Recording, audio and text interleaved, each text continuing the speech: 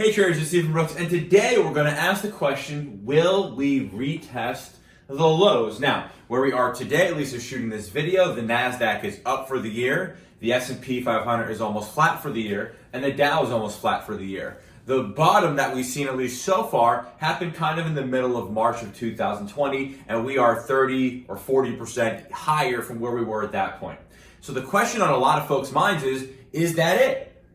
Is the low in? Or are we going to go ahead and retest the lows? Now, in order to be able to understand what I'm going to talk about today, you have to be willing to accept some truths. And some of these truths are definitely going to be a little bit different than you might have experienced before, especially if you've been in the market for more than just the last 10 years or so.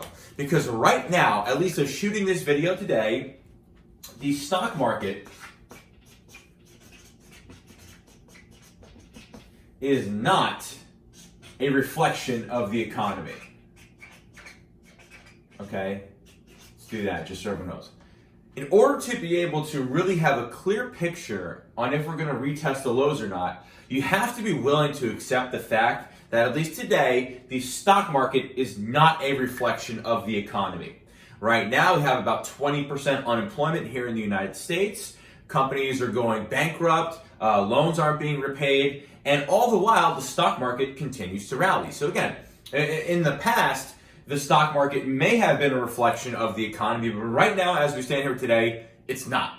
Okay? So to be able, if you're willing to understand that, if you're willing to think outside of the box a little bit, answering the question, will we retest the lows, is actually going to be pretty straightforward. Because what people really don't understand is that the S&P 500, the Dow, the NASDAQ, the Russell, these are market capitalization weighted indexes, which means that the larger your company is, the more weight that's going to hold, and in terms of if the index goes up or down on a given day, and the smaller your company is in terms of market capitalization, that's going to have a very small impact on the overall index, depending on what your stock does. So here's a really interesting example, and this might help people kind of really understand why I think that it's going to be very hard to retest the lows outside of brand new information that we don't have today that's negative. If we look at Amazon right now, Amazon has a market capitalization of about $1.3 trillion. 1.3 trillion. That's a big number, but then again, they do hundreds of billions of dollars a year in sales.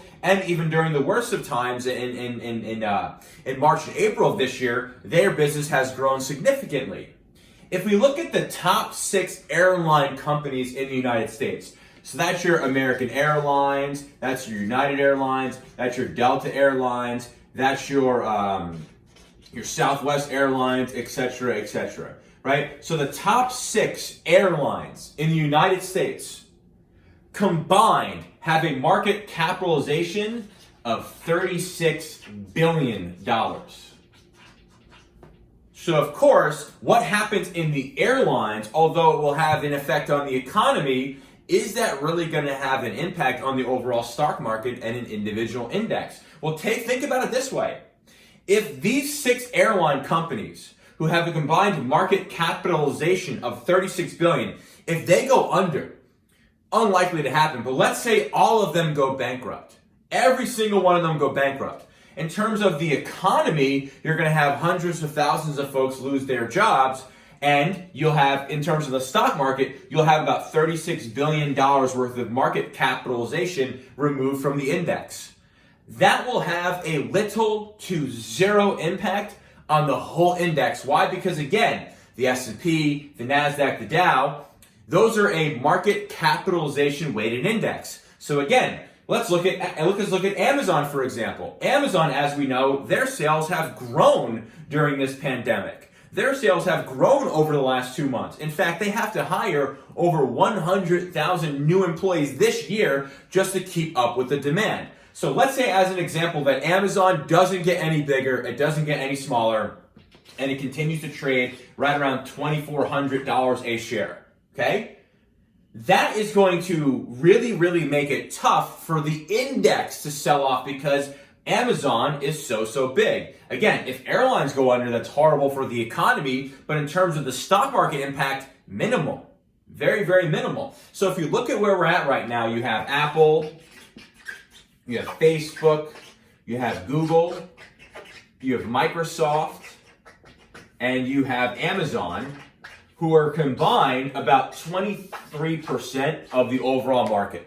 What we just saw is those companies, for the most part, didn't really have significant reduction in their earnings and their outlook due to the coronavirus. So if you have the biggest companies in the world that are the largest impact to these indexes, because again, these indexes are weighted on how large your company is. If we just know that through the worst of times, those companies, Facebook thrived, Amazon thrived, and Microsoft thrived during that time. So if we know that some of these companies are at worst case scenario not doing so bad during pandemics, and they take up 23% of the overall market, that's going to make it really hard to retest the lows, because you would need these companies who have just proven that they basically are fine during the pandemic to all of a sudden have horrific earnings and stop continuing to make the revenues that they kind of make.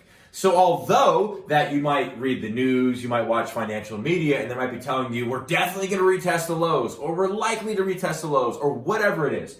The reality is that's going to be really hard to do, not because it should or shouldn't, but just because these companies now are so big that the math doesn't really work out, where we could go ahead and lose 30 or 40% from these levels to retest those lows without a significant new concept that has come into the marketplace. Because again, we just went through the worst of times, and these companies, by and large, did better than expected. They take up so much of the index that it's going to be so hard for the index to have significant selling. All of these stocks would have to be down 30 or 40% from these levels for us to go ahead and retest those lows. And as far as what we know right now, based on how their earnings have been so far this year, that's going to be really hard to do. So again, if you're willing to accept the fact that the stock market is not a reflection of the economy, that can paint a pretty clear picture in your mind that, although of course we can retest the lows, anything can happen in the market, that's going to be really hard to do. Why? Because these companies are so big at this point, and they hold so much weight in the index that you would need these companies who all did way better than expected during the pandemic to all of a sudden lose 30 or 40% of their value. While possible, really unlikely. Again, if you lose all 6 major airlines in the United States, in the economy, that's horrible, but in stock market land, that's basically nothing. So again, are we going to retest the lows? We can. I think it's very unlikely at this point. Why? Because these big companies that did so well during the pandemic are so big in terms of percentage impact on the overall index that if you would need Apple, Facebook, Google, Microsoft, and Amazon to lose 30 to 40% of their value from where we are today for us to go ahead and retest those lows. And the likelihood of that happening, while possible, is very low.